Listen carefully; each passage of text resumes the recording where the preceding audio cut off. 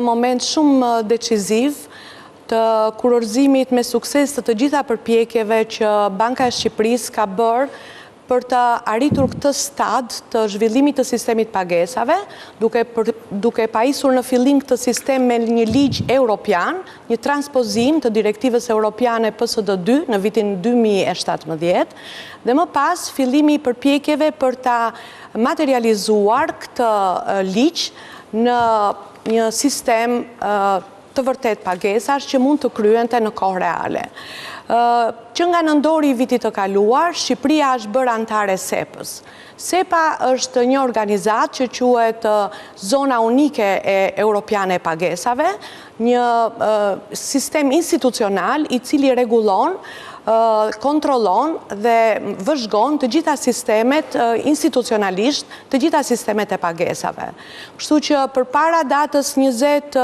dhjetor të 21 nëntor të vitit të kaluar, Banka e Shqipërisë ka bërë një përpjekje shumë të madhe për të harmonizuar dhe për të treguar këtë harmonizim të gjitha sistemeve tona të pagesave, të gjithë legjislacionit që rregullon sistemin ton të pagesave me direktivën europiane të PSD2-shit. Kështu që ky moment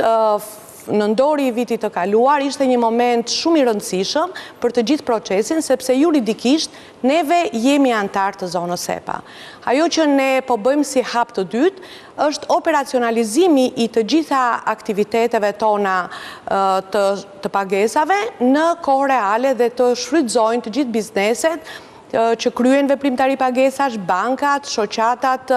e fintechve të arrin të kryen këto transaksione. Pra, juridikisht neve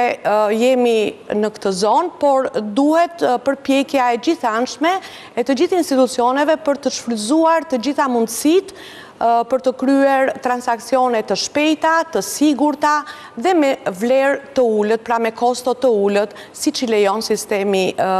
europian i pagesave.